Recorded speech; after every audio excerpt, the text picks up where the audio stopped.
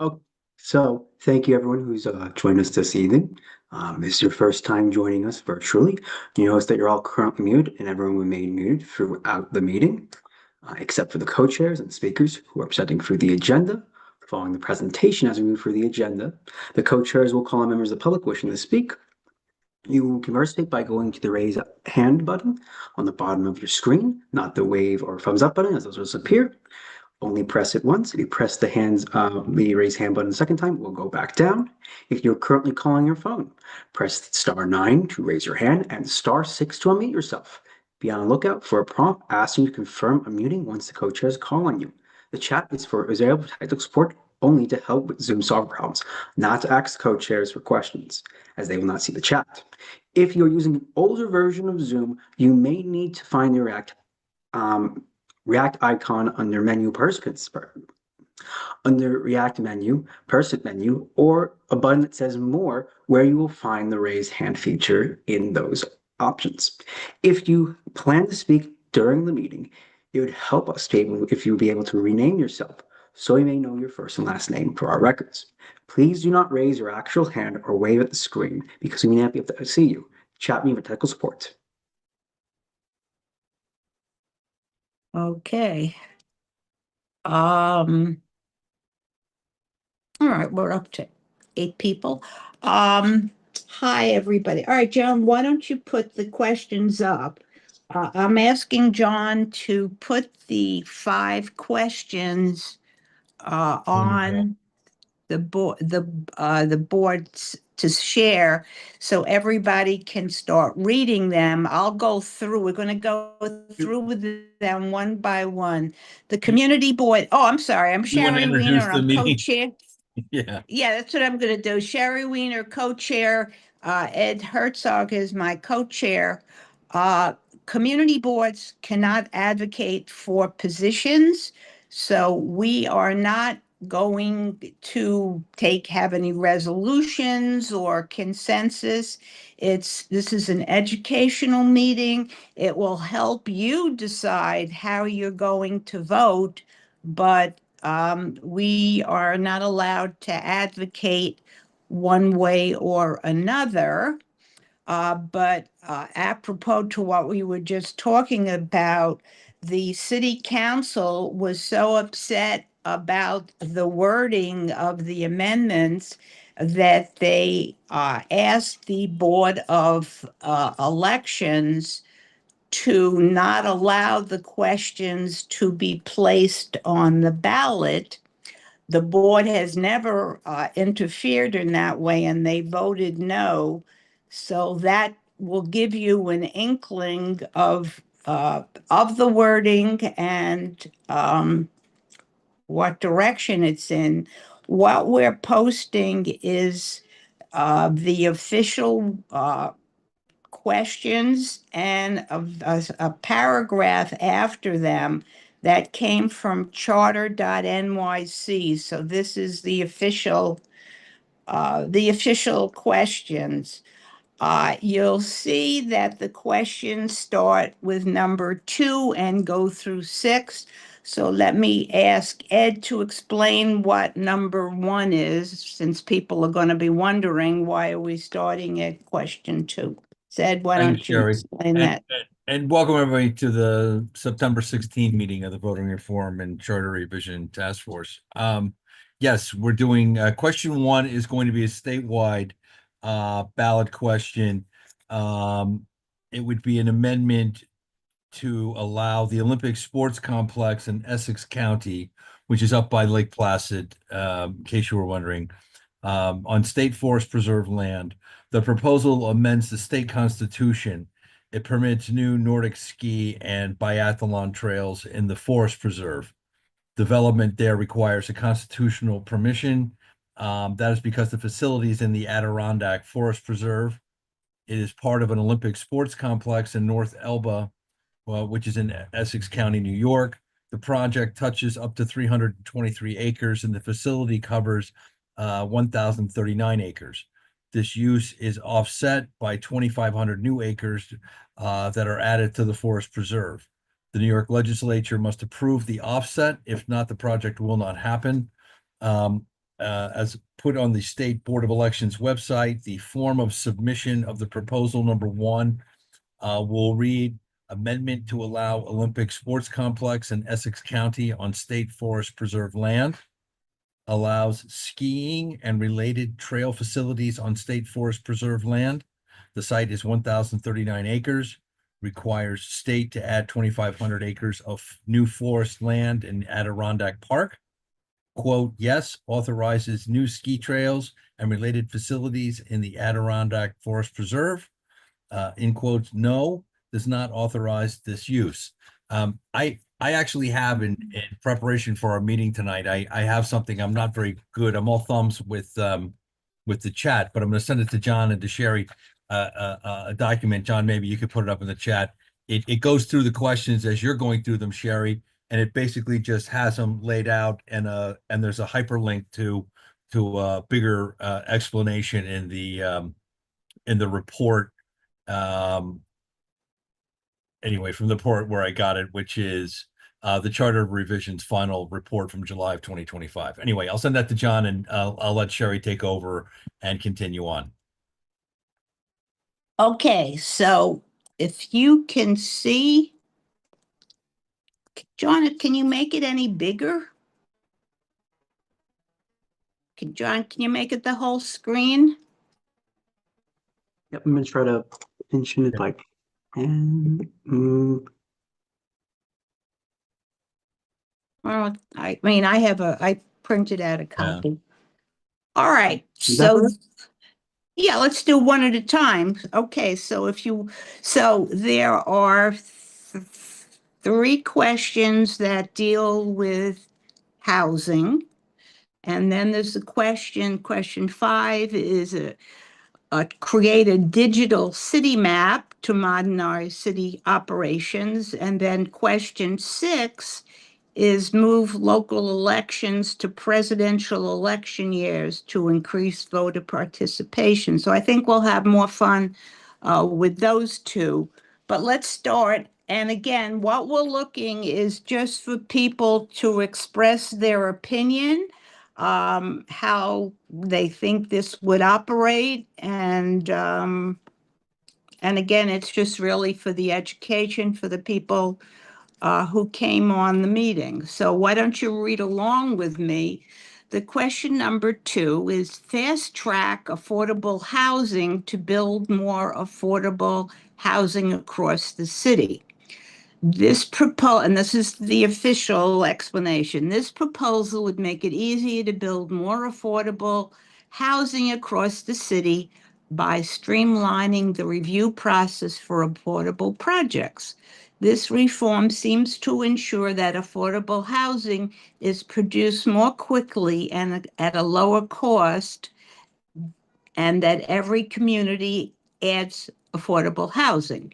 It would create 2 fast tracks, a fast track approved for publicly financed affordable housing at the Board of Standards, and a fast track review for projects that deliver affordable housing in the community districts that built the least affordable housing. Now, those are 12 districts. They have not identified them. I was been trying to search to see if we're one of those districts, because we know we really haven't built affordable housing, and they keep on tearing down that which we have, but I don't know which are the 12 communities. So does anybody have any comments on this fast tracking? That we have 2, one that for publicly financed affordable housing, and the second is these 12 districts that have the least affordable housing. Got any comments? Barbara and Michelle have comments. Yeah, Ed, can you want to, who's that? And DJ has, I think, is up too. I think it's Barbara, Michelle, and DJ. Am I right? And no one and from the public? Spencer from the public. Spencer Oh, Hurst. Spencer. Sorry, Spencer. Sorry, I see it. Spencer's from the public? Yes. All right, Spencer, let's do public first. Spencer, what's your comments? Well, okay. Thanks for letting me go first, guys. I was going to ask about, so in terms of affordable housing, would this just be rent controlled housing, or is this specifically related to just what we are defining? Like, how are we defining affordable housing in this? Because yeah, the city could definitely use more. It's only applicable Does to mandatory inclusionary housing districts or areas, I think. If I read that. Elizabeth Rose seems to have the answer, I think. Yeah. So last week I attended a forum at Fordham that was a panel of both Rich Bury, who is the chair of the commission, and Alec or Eric, so I'm not going to get his name correct, who is the executive director of the Charter Revision Commission. And they spoke to all of these things. In all of these proposals, references to affordable housing are references to income restricted housing.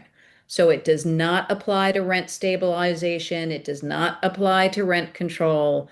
These are housing or projects that include housing that is income restricted and would be managed through the city's central housing lottery.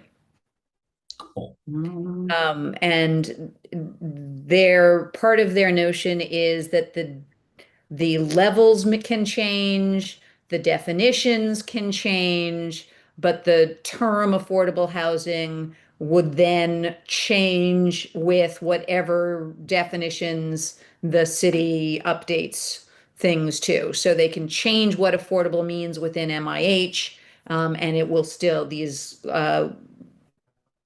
tracks this proposal would still apply if it were passed. But it's all about income restriction. It is not about rent stabilization or control. Okay. Cool. Thank you very much.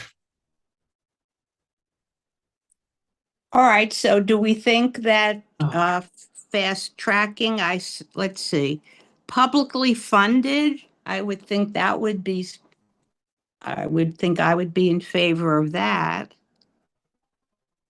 And the second is to these 12, where is no, I don't, that we'd need more of an for me, I would need more of an explanation of it would establish. It's still all right. I have some more information. All right. The first proposal would enable publicly financed affordable housing to be approved by a BSA after review by the affected community board. So that's good that we're kept in there. BSA would be required to make findings related to neighborhood character and problematic necessity. All right, so the community board is still involved even in the fast track. That's good. Second, the amendment would establish an expedited land use review process with review by the community board again, the affected borough president, and the city planning commission for zoning changes that deliver affordable housing in the 12 community districts with the lowest rate of affordable housing production. So at least they have the community board, even with the fast track, they didn't take the community boards out. So they combine.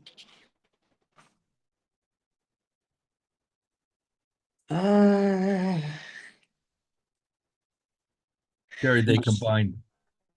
Huh? Fine. Never mind. I mean, I have all this material, but it's really, it's much too much details.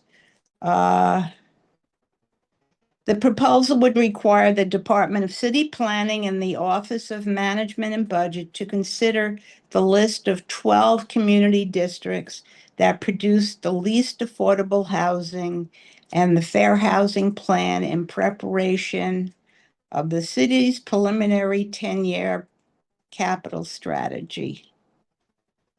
I don't know if we don't have any comments. And there are a few are people have their members- hands yeah. up. There are a I few do. people have their hands up, Sherry. They've had them up for a while. I think we had. Oh, go uh, ahead. I can't see. Barbara, I Barbara was Oh, hands up oh, first, I'm but sorry, but Barbara Rudder was up for a while, and I think she put her hand down, but I can't, she's speaking, but we can't hear her. Oh, I don't have it. I have the thing on my screen, so I'm not seeing anybody. Oh, yeah, we've had some hands up, so, could we go, I think we had Barbara and then Yeah, Michelle. can you hear and me then now? BJ. I don't know, I lost Barbara. Yeah, I'm trying to. we can hear you, Barbara. We Barbara? just can't see you, I I'll think. tell you what, why don't we go to Michelle, Barbara, and when you come back, we'll go to you, but, because Michelle I see is up, and why don't you unmute her? Sure. Yeah, well, you answered my question because the wording of this question proves my concern. And that one of the first thing I was going to ask you was what did it do to the community boards? So that's good that we're involved. It's good that we're there. Yeah. Yeah, but if I'm reading this correctly, did it eliminate the city council? Because Yes. nothing in you, it did eliminate the city council. Yeah, well, that's why they were complaining about Well, these. 'Cause it I takes- wouldn't right, blame it- them. I mean, right. the way takes the out their council is role. now, I'm happy about it, but that may not If always I- be the case. If I may, Also, can I Michelle, make a suggestion? Just because there's only 8 of us on here, can you, oh, now it's 10. All right, I was gonna say unmute everybody so we don't have that yeah, that's all on right, and but off, but whatever you want. Michelle, if I may, the existing process, I knew I'd seen it. I was on the wrong page of the report. So the existing process, which would continue to apply. So it's only, this fast tracking only happens to 12 community districts. It doesn't apply to any, the 47 or the 59, it doesn't affect at all. Only 12. Okay. So only 12 of them. The But rest of those- them, so those the 12 process, yeah, so the process now is the community board has 60 days, the borough president has 30 days, the city planning commission has 30 days, the city council has 50 days, 50, and then there's a plus of 15, which would include 5 days for the mayor to veto or not the measure, and then 10 days for the city council to override. That's the current process. The new fast track would be the community board and the borough president would have it for 60 days, and then it would go to city planning for 30 days. And that would be the change. Okay, so my question is, they're calling out 12 districts. This is going into the city charter. Those 12 districts can change over the years. The Well, 12 districts who are an issue now may not be. Right, and that's part of it. Elizabeth's nodding because right, that is part of it. It will change every year. There's there's something in there. We didn't get into the weeds. That's why I have the thing, John, I sent to you in the email. I prepared this thing. I don't know how we want to do it, but it has all the ballot proposals if you want. And it has a hyperlink to the Charter Commission report, which has a lot more detail, but it has the ballot proposals as they're written, which I know you're concerned about, Michelle, and then people can see. Yeah, but aside from that, also, they are deciding by whichever statistics they use, which is questionable at the onset, where the stats are coming from and how they're being read. And also a community that may be considered within that 12, may be a community who, it's true, hasn't built affordable housing in however much time, but they may be saturated. They may not, have room for, because of what their density. So I'm worried about how that decision is made. Does it speak at all to how they determine those districts with the least affordability? It's funny you should say that because I'm scrolling through, and I don't have. I wish I could give you the hyperlink to the report. I have it.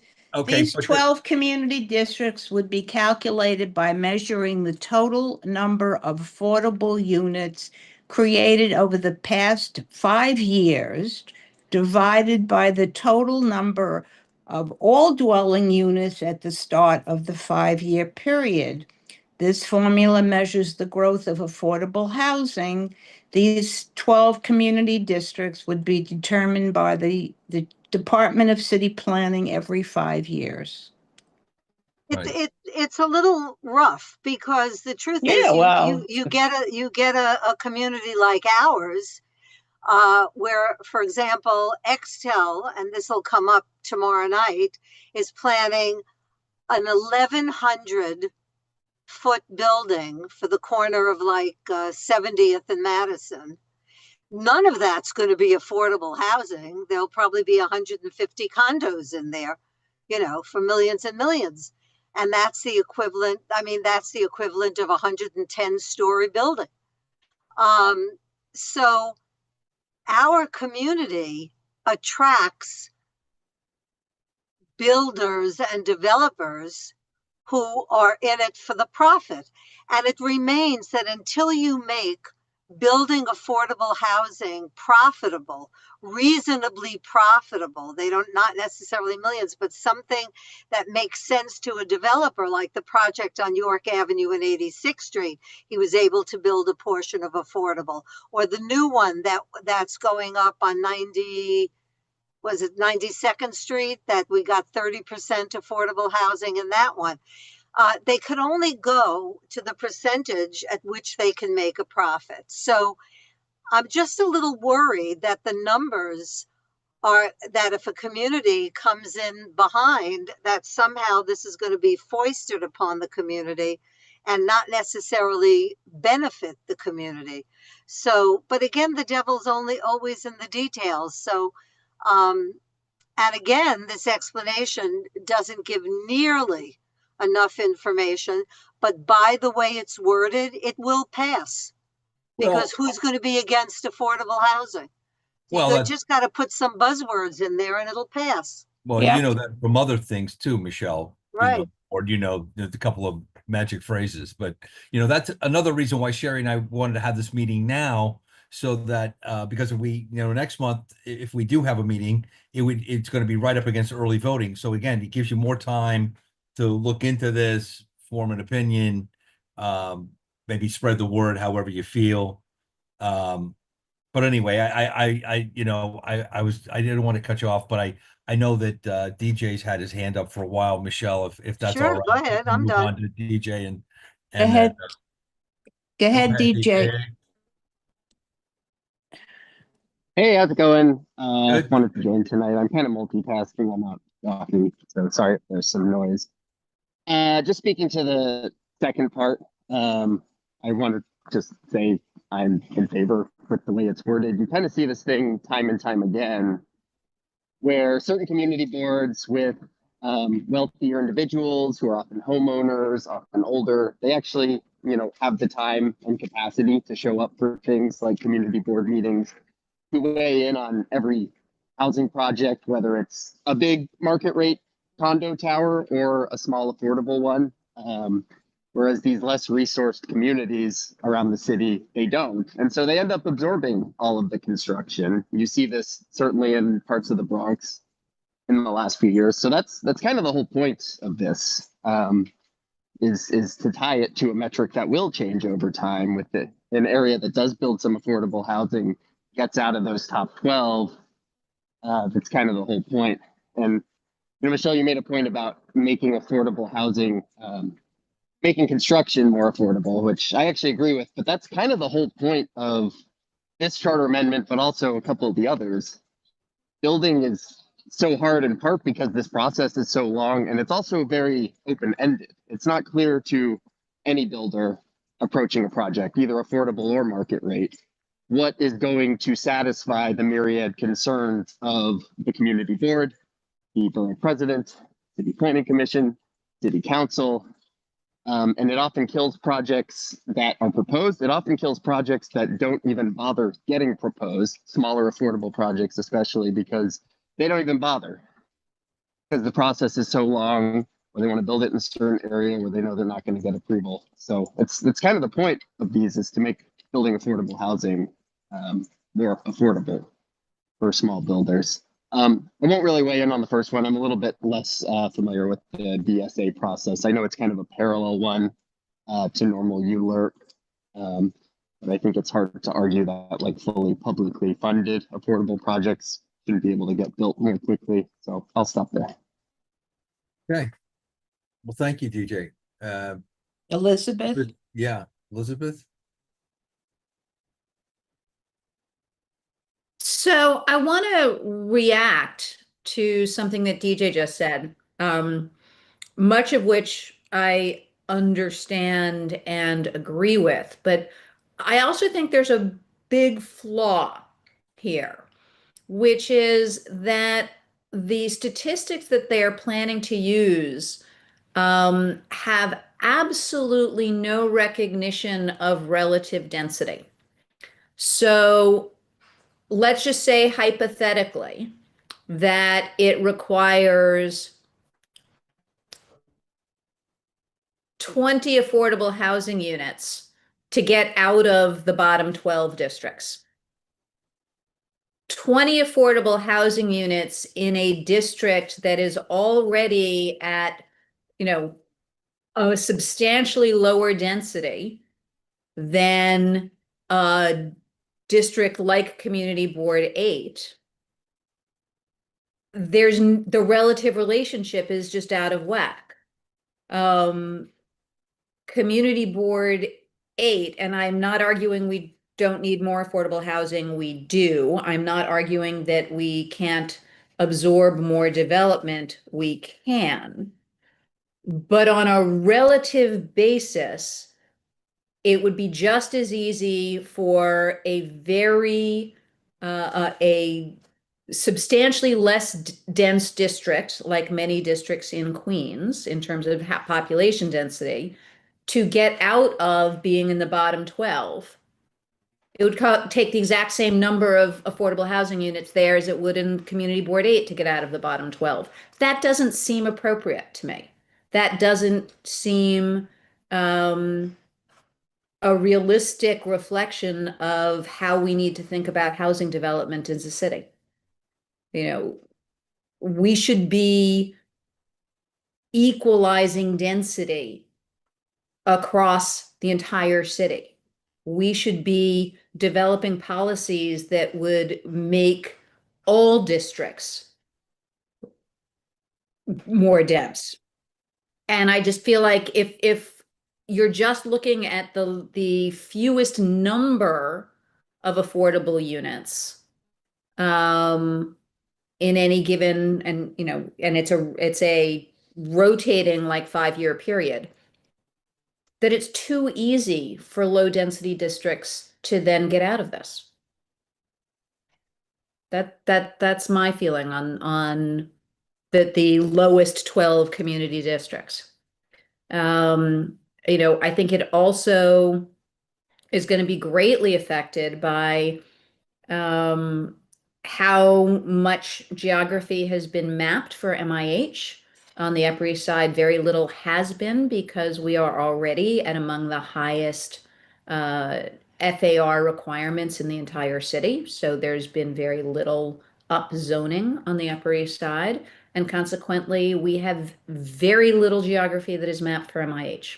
Other districts have a lot of geography that's mapped for MIH. We would like more of our as of right projects to include affordable, but because they're being built as of right, they're not required to. So there are a lot of elements that, while this is superficially very attractive, there are a lot of elements that, how you assess this from district to district, I don't feel like this really reflects the reality of denser districts like ours. Okay. All right. Let's do Barbara Rudder, and then I want to move on to the next question. Barbara hasn't spoken. Barbara, you there? Now I'm up to 3 quick questions. First of all, fast track. I mean, that's all every mayoral candidate talks about. We have to fast track, fast track. What are we saving? We're saving like 30 days or 60 days or something. It's No, not, it takes usually 7 months for an and now application. it's going to take, it's 60 and something else. So what is it, 5 months? It's like, I'm surprised. I don't consider that fast tracking in the way. When I hear fast tracking, I was worried that that meant that there would be no community board input, there would be no input, and so on. No, we're there. No, they So we're kept the there. same. So I was Yeah. happy to hear that. In terms of just answering Elizabeth, and it's partially a statement and a question, I don't know if it's the number of units or the percentage. I think, Sherry, you said you divide the number of units built divided by what was there before. So Right. it may, it's not the number of units. It isn't who did the most units or the least, but whose progress was the least. Am I right? Am I talking about that? Elizabeth is nodding her I- head no. Okay, I mute her or? Do you see what I'm Yeah. saying? Sorry, I was looking away, but No, Barbara, I really appreciate the question. I think it is simply the count. But I not think what it is- I Sherry think talked it is- about dividing one thing by another, which No, needs me to be a percentage, not I a. don't think so. I think it is literally the count. I think they are going to look at the number of affordable units built in a community district and simply order them by count, which Okay, that isn't what I understood Sherry has said. nothing to do with percentages. Well, but Sherry, So- didn't so- Sherry or Ed or one of you here, say- here you go, Barbara, if I may, just for a second, this is from the commission itself, Right. in their final report, okay? So they posed the question a little back, they write, what does affordable mean? Maybe this is kind of what you're getting at, Barbara. Well, Okay, so they write, housing is considered quote unquote affordable when a family spends 30% or less of their income to live there. Both fast track processes would create income restricted rental and home ownership opportunities affordable to families at lower incomes. That's what Elizabeth was saying about it being income related. The affordable housing fast track is only available for applications subject to the mandatory inclusionary housing program. That's what I alluded to as well.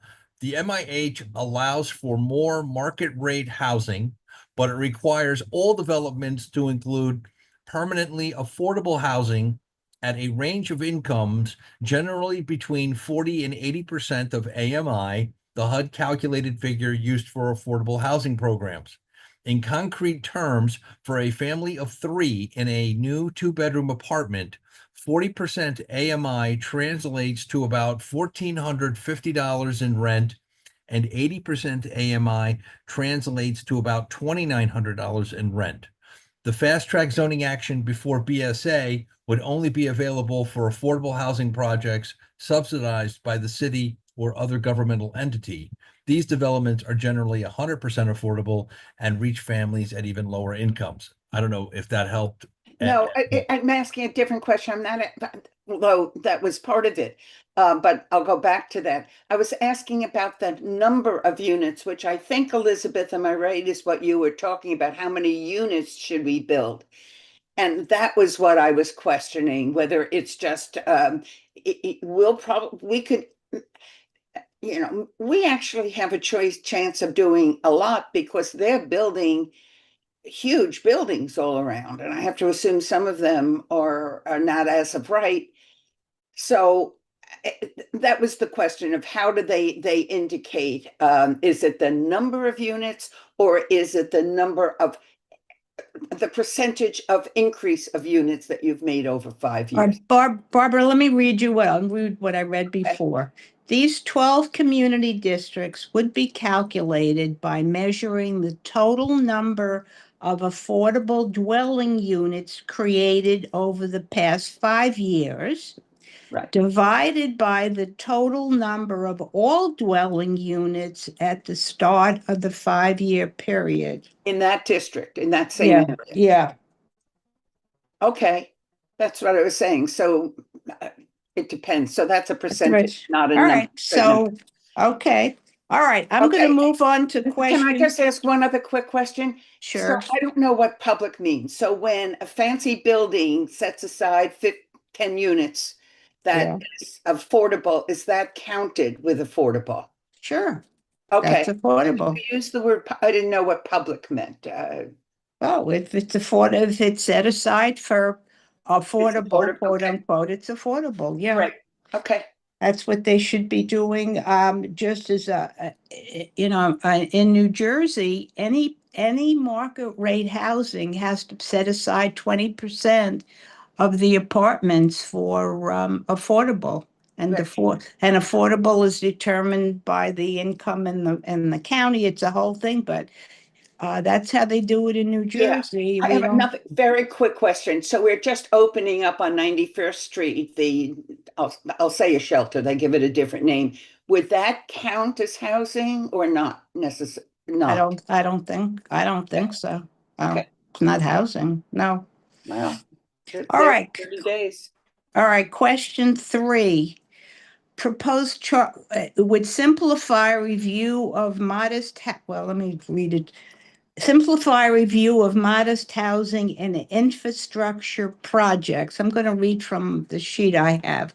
This proposal would create an expedited land use review process, ELRP, for certain land use changes and projects, including modest increases in housing capacity, acquisitions, dispositions, and certain city map changes related to affordable housing and infrastructure and projects like raising the grade of a street and adding solar panels on public property. So things that are not massive projects, they're saying, let's expedite it. Like if they want to change the grade of a street, do they have to go through a 7-month process? So this would be expedited. Modest zoning changes for housing. Let's see. Changes to the city map, which we're going to talk about. So this seems like a good idea. I mean, not every project has to go through a 7-month review. Anybody else, Michelle? Yeah. So they mentioned zoning here. I want to pick up on the last thing about zoning for question 2. And it may or may not apply here because we don't have enough information. I would be comfortable with number 2 if they said all that they're saying, but clarified that it was within districts that have multiple dwelling units. But what number 2 says, and number 3 may say, I don't know, all of these may say, it doesn't consider the zoning.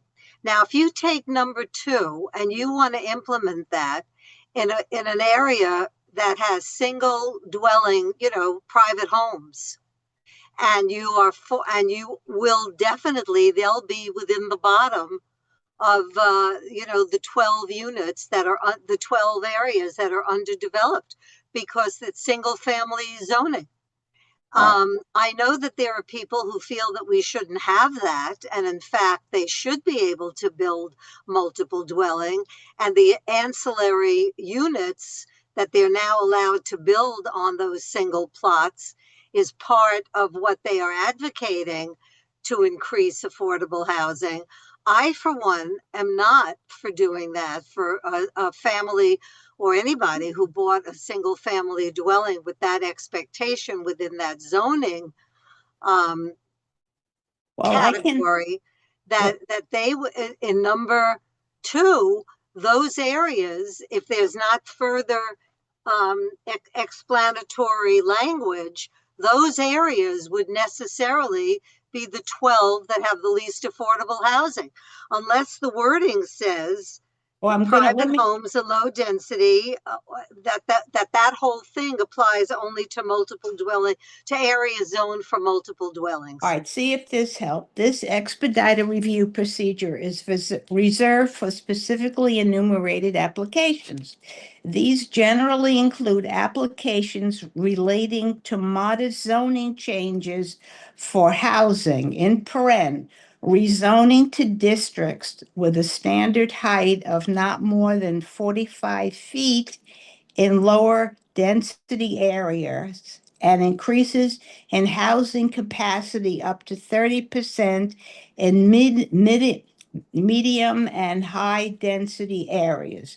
And also the community board is still part of this process. So that was number 3 clarification, or a This clarification is on number two? this one that we're talking about, number Right. 2. Oh, I'm Well, we're sorry. talking It's about number 3. 3. I'm sorry, it's Yeah. 3. They still have it. They had, yeah, so it's number 3. So it's, So that sort of refers to, you take places in Queens where there's Main Street, and Yeah. Main Street has dwellings above the store, and they're now only allowed to go to the second story, and there's a big move to move that to 3 or 4 stories, giving a height of 30, 40 feet as opposed to 20, 30, whatever. yeah. Okay, so maybe that's what they intend, but that has to be what they say, because the same thing could be in a zoning area that's zoned residential for single family homes. And if they say, but they can put an apartment house on the corner, that's a whole different thing. Oh, that wouldn't be expedited review. That would be, no, this is for small little things that you're doing that doesn't need an entire Process. ULIP process. That's all this is. Anything, an apartment building has to go through the And whole what process. about what about in question 2? When they're simply they want to add affordable housing in 12 districts that are at the bottom of affordability. That would bring in all the single family homes unless they had a qualifier. That Right, it was only an area zoned for multifamily dwellings. right. And is such a qualifier in that? Look, We don't know. the reality, we saw how the ballot questions went the last time. They're all going to be approved, and then we'll have to deal with it. But luckily, the community board is still involved.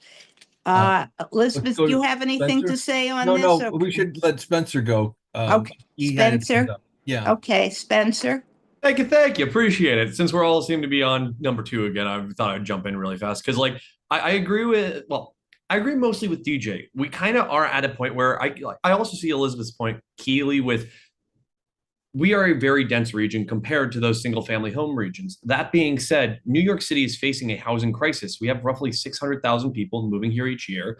The homelessness epidemic on the streets will only get worse because people are being forced out because there's just not enough housing in general. And like, I'm just on the proponent side of we need to build more housing no matter what. And obviously, we want to have Main Street still exist. But if certain communities aren't holding up and it's just a matter of building more housing, I do agree with you, Elizabeth, in like key proponents here of we have more house, like we have just more built on the Upper East Side compared to, I would say, let's just say Midtown Queens or even the Bronx being further and further developed.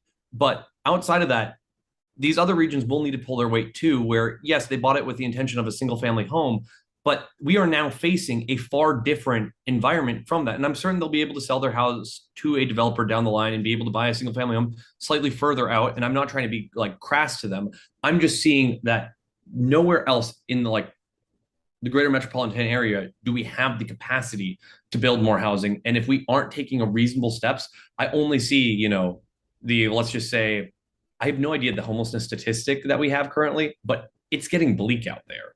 So that's my greatest worry and concern with if we have not enough housing, we're just going to see the rate of homelessness increase. All right, Elizabeth and Michelle, and then we're going to move on to number 4. So, Elizabeth, why don't you? Yeah. So I I do agree with Spencer and DJ in many ways. Mhm. I completely agree that homelessness is at its worst that I have seen in the 32 years I've lived in this community, the street homelessness, and I'm really concerned about it. I do just want to add a little detail to some of this so that people understand it. Question number 3, when they refer to modest amounts of additional housing, what they are referring to is 30% above the allowable FAR. So, meaning that this would apply to any project that is 30% or less larger than the current zoning allows.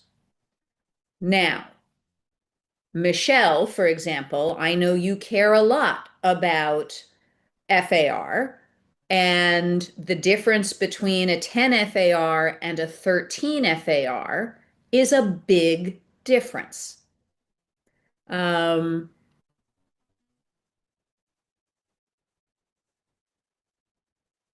Effectively,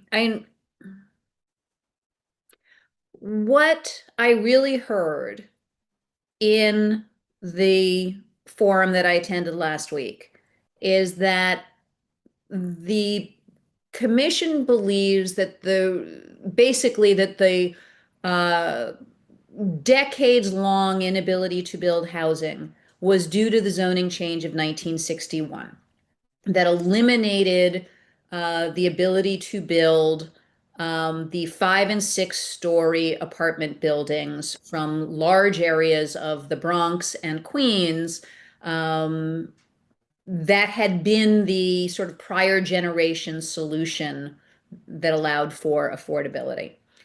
And so what's striking to me about these 3 proposals is that they are all ways of making it easier to build buildings that do not conform to the current zoning. And they all do that in different ways because the commission clearly fundamentally believes that they can't fix zoning. And so we go through a lot of discussion every time a project comes to the community board that proposes to build outside of the zoning envelope. And all of what these 3 proposals all have in common is that they are trying to address making it easier to build outside of the zoning envelope. And it seems to me that it's all fundamentally because they don't believe that they can actually fix the zoning problem that they viewed as being created both in the 1961 rezoning and in a large number of down zonings that occurred throughout the Bloomberg administration. And that to me feels like a very cynical approach coming from government, that they're basically saying, we can't fix this politically within the rules. And so we're going to change our city charter to make it easier to go outside the rules. And that concerns me as an approach, as a problem-solving approach. And I mean, I understand their logic and I understand their arguments, but it seems to me like a really negative statement about government and politics, which may be. But to be clear, what this means when they say modest, they are referring to up to 30% greater FAR than currently allowed under the applicable zoning for the property. And so I know a number of people on this meeting get very involved when we see proposals for changes to zoning, ULURP proposals, and what percentage an increase in size would be allowed under the ULURP. In this case, they're saying basically anything that's up to 30% above the applicable zoning is gonna get approved by the City Planning Commission. And is that what you want? Good question. All right, let's, Michelle, you have on this? You want, let me let DJ Okay. go. Yeah, let me do DJ.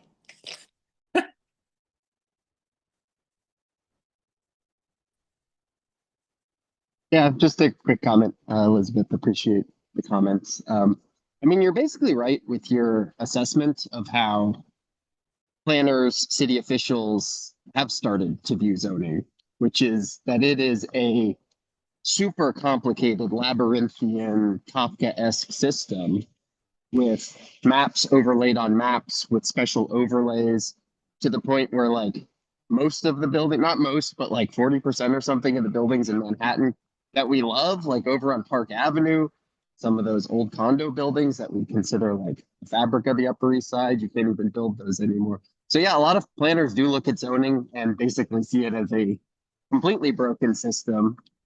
And I know it's cherished by some, by many. It is good to remind ourselves, like, what was the genesis of zoning? Well, actually, originally it was to keep the Lower East Side garment workers as manufacturing was starting to move up Fifth Avenue. It was to make it pushing the manufacturing out. The system has evolved over time to preserve, community character and not explicitly like racial or classist goals. But we shouldn't, kid ourselves if we're talking about like zoning and what it accomplishes for the city.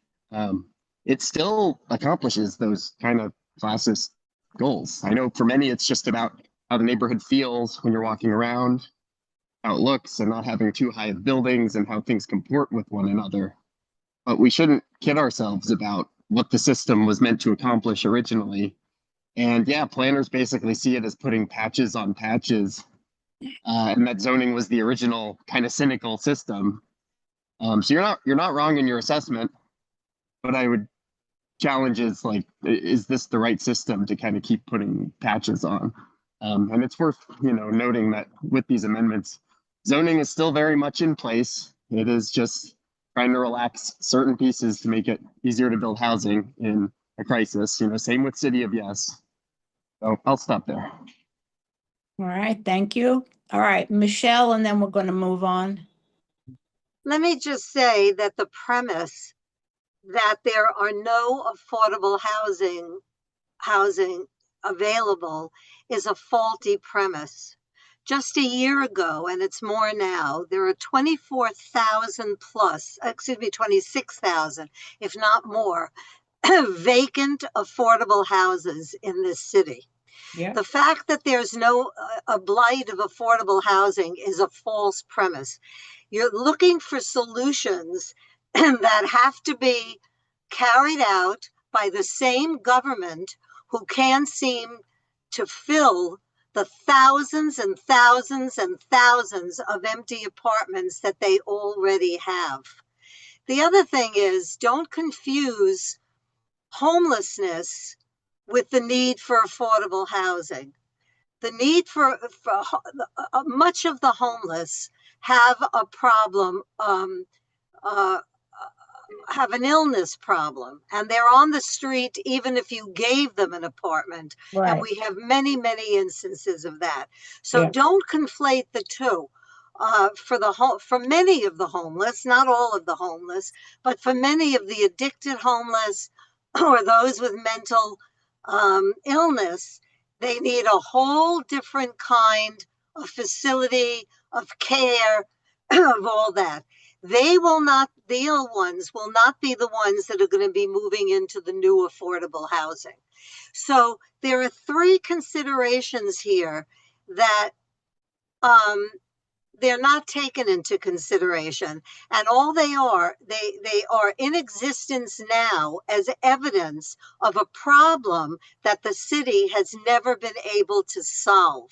And coming up with a whole new program is not any more indicative or suggestive of their ability to monitor, solve, or help with that. Plus, they do not enumerate the unintended consequences. Now, I'm not poo-pooing all of this. I am just saying to anybody who's listening that don't go by the false premise that we don't have available affordable housing, because we do. And don't put the homeless population in the same boat as others who may need affordable housing. With that said, you can think about this however you like. You can be for it. You can think it's fabulous, but just have the correct information that we do have housing available. Okay. Anyway, All okay, right. thanks, Sherry, for indulging me. All right, I'm going to move on to question 4. This is the question that they put on to get rid of city council deference. You know that rule that if a city council person in the district doesn't want a project, the rest of them go along, except of course in our district where they didn't, but that's been the rule. So, question 4, establish an affordable housing appeals board with council, borough, and citywide representation. This proposal would create the Affordable Housing Appeals Board with the power to approve certain land use actions that create affordable housing. The appeals board, listen who it's made up of: city council speaker, the borough president, and the mayor, could reverse city council decisions that reject or modify applications to create affordable housing. The appeals board would replace the mayor's veto for these affordable housing applications. This one, for sure, the city council was upset about, because their control over what is being built is being completely taken away from them. So who wants to comment? Anybody? Or yes, no, we can just say, okay, that's what it DJ? is. It's Uh, taking DJ, it's gonna, and again, I'm sure it's going to pass. And that really, the city council really loses control over what is built in their neighborhoods. All right, DJ? Yeah, I'll be quick. It seems like we're maybe slowing down a bit. But you know what? One thing, Sherry, you've just characterized member deference as a rule. It's not a rule. It's a protocol. It's a custom that's been in Sure, place for a yeah, long time. right, But right. it's not a rule. No, And it is definitely not. I didn't it's mean to butting up. imply that. No, and that's it's fine. It's butting up against city councilors. They represent their districts, yes, but they also need to act in the best interest of the city as a whole. They're the legislative branch for the city as a whole. Mhm. And this is a direct area where the parochial interests, which is often just a few people yelling at a community board because they don't like a project, can override the best interests of the city. Because if that happens in a lot of places, all of a sudden we haven't been building citywide. So that's kind of the point. You're right. City council got really mad about this and tried to get it axed. But they still, on regular ULURPs, they have voting power. They're still part of the process. They still have to go through the majority vote and everything. It just may be that deference to the local member Yeah, is less common. So yeah. it's not completely removing their power. We should remember, despite how mad they got about this.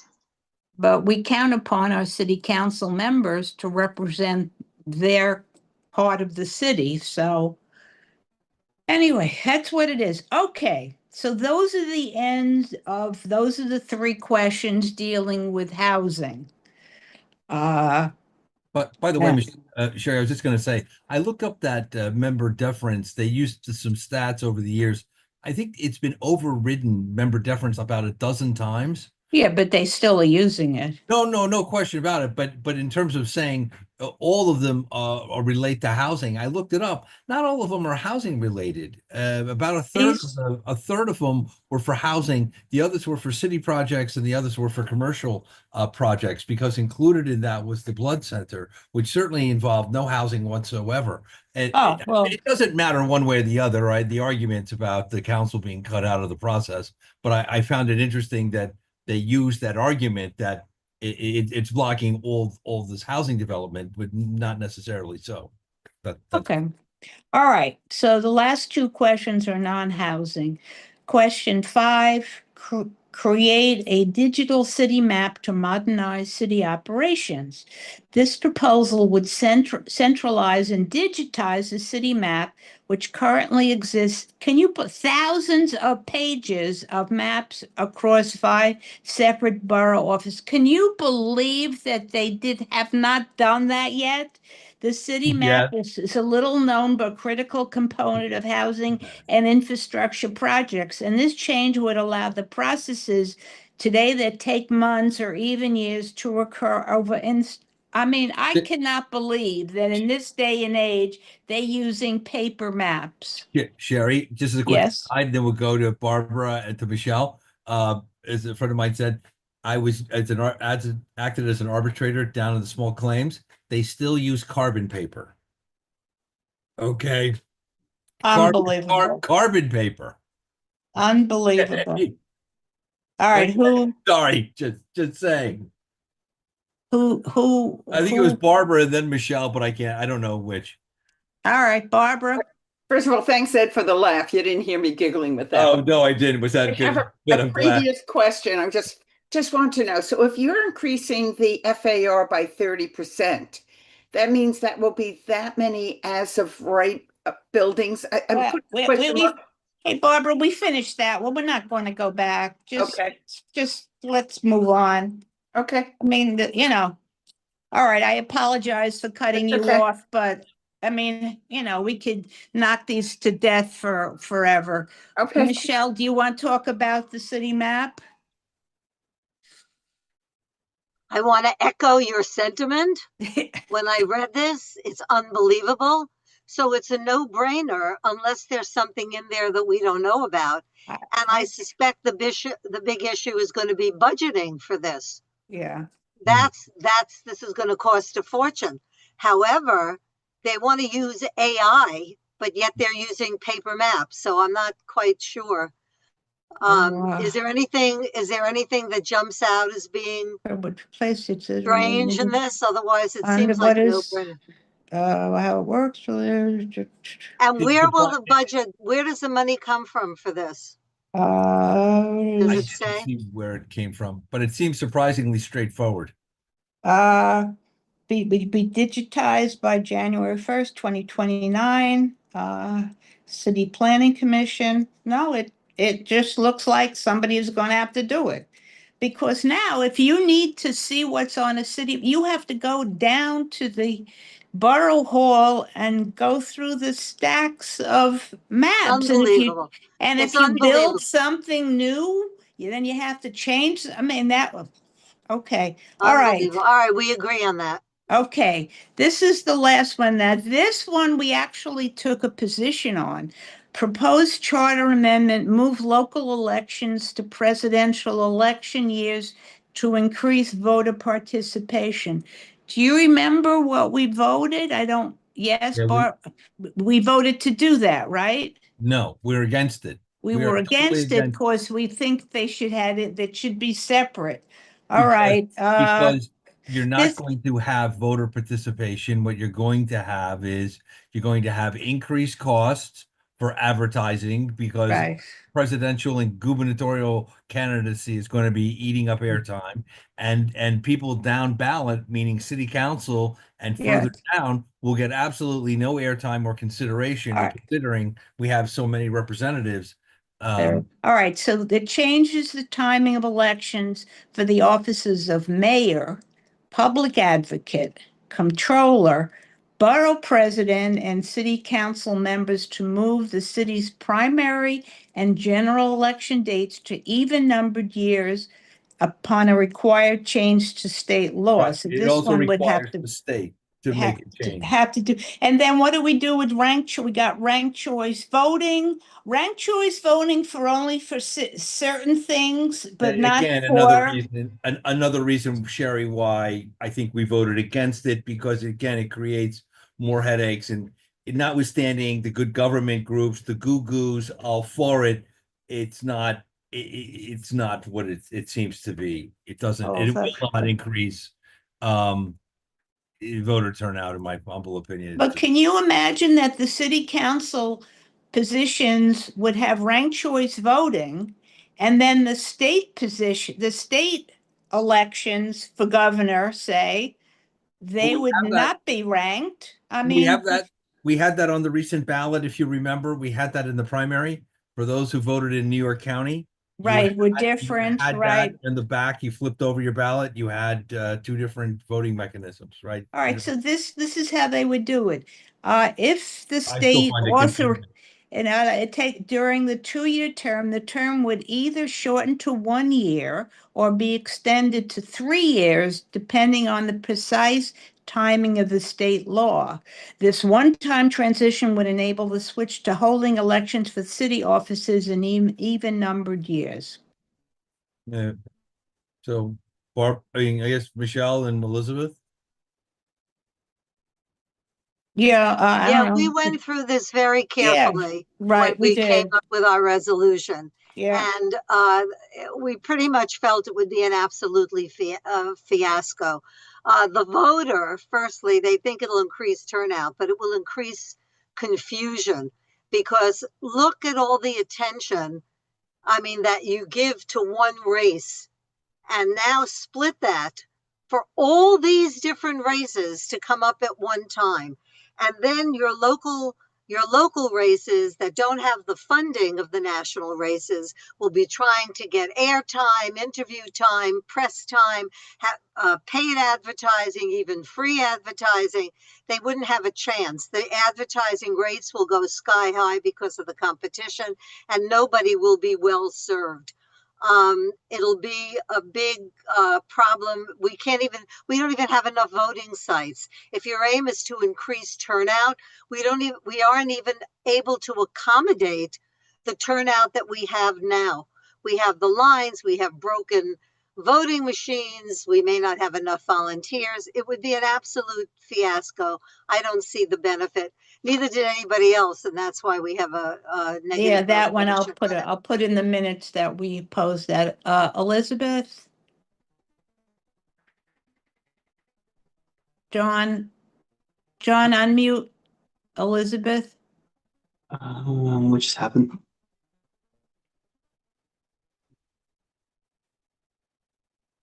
Can you do that? Sorry, 1 second. Sorry, I just lagged there. Apologies. All right, Elizabeth, Sorry. you're Got it. unmuted. Thank you.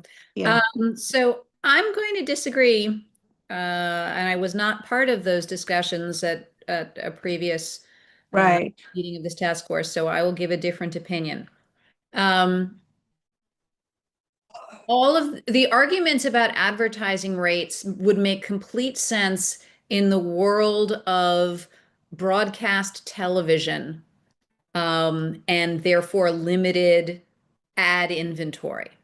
We now live in a very different media landscape where we can literally have geo-targeted advertising added into your streaming of whatever program you stream at any moment in time over the course of the day. Certainly the amount of advertising that people see now in social media and online probably dwarfs the advertising that used to appear or in broadcast television. So the media landscape is very different than we all grew up with. And I think, you're all absolutely right. If I could use an analogy, the Winter Olympics and the Summer Olympics effectively started to go offset from each other, largely to make the advertising more affordable, and to increase viewership because people would kind of be burnt out within one single year of both Winter and Summer Olympics. But in this case, the media landscape is completely different. So while yes, it might increase ad rates, I don't think it's going to be an impossible situation for local candidates. And when we're talking about increasing turnout, we're talking about increasing turnout for the local elections. We're not necessarily saying turnout will be bigger than they already are in the national election. Although that would be good too, because as democracies go, I still don't think we have anything approaching the highest turnout rates for any democracy in the world, and turnout is an important thing. So I think the value of turnout here and the value of getting more people to vote in their local elections is a very big value. And in terms of the confusion of ranked choice voting versus not, remember that ranked choice voting only applies in a primary, Mm-hmm. not Yes, apply in the general election. right. And so, yes, will there be a little bit more confusion in the primary? Yes, because there you might be having, actually, presidential primaries are not typically the same timing as our municipal primaries. I don't know how They're different. that will You have affect here. You'll have 3 sets of petitioning. You, You'll have you, petitioning for presidential, you'll have petitioning for city elections, you'll have petitioning for state elections. but separate petitioning from the primary itself. Well, right. Well, you petition to get on the primary ballot and you petition to get on the general ballot. The primary ballot now, But people were saying that they thought it would be confusing to have ranked choice voting for some races, but not ranked choice voting for other races. Well, because saying that may or may not actually hold for a bunch of these, because the primary for the presidential election, for example, may be on a different time frame than the primary for the municipal elections. That would also need to be consolidated. But I sort of think people would be able to handle it. I do. Now, the other issue that people talk about is that the only issues that will be addressed by the media will be issues like Gaza, national inflation, things of that nature, so that local issues will be drowned out because the media will not cover smaller issues in years in which gubernatorial and presidential elections are covered, senatorial elections. So all those things will eat up airtime. Again, these are the arguments on the other side. I just throw it out there. And again, I think there's a lot of local internet-based, digitally based media and newsletters and ways that people get information that I don't know for certain that will be true. Well, and you also have drop off, right? So that's the other thing. There's always ballot drop off. So you'll always that's always part of the deal as well. If you looked at any results, that's why voter turnout is always higher in presidential elections, because that pulls everyone along. But if you look and you go down ballot after that, people stop voting as you get further down the ballot. So it's not as many numbers, total voters. It would still probably be larger than our current municipal elections, even with drop off. Maybe so. All right, let that be the last word. Ed, anything you want to say? No. Early voting is October 25th. It's right. Yep. Sure, you vote. We may have our meeting on October 21st. We'll see. I don't know if anything will be, keep your eyes on the calendar, but if not, make sure you vote early, early and often. Yes, if you can figure out who to vote for. Yes, that would be good. Figure out who to vote for. Oh, God, I can't I believe think Mr. Hochul. Walden is still on the ballot, notwithstanding his protestations of wanting Right. to get off. Yes. All Michelle, right. Michelle, Okay. you're Thank you. gesticulate. Michelle is making. I don't think she's waving goodbye. That's not an appropriate discussion. No. Move to adjourn. Moved. Okay. Second, let's go. Thank you, everybody, for Thank you, guys. participating. Thank you. Have a good I night, hope you have everybody. the information you need to know how you should vote.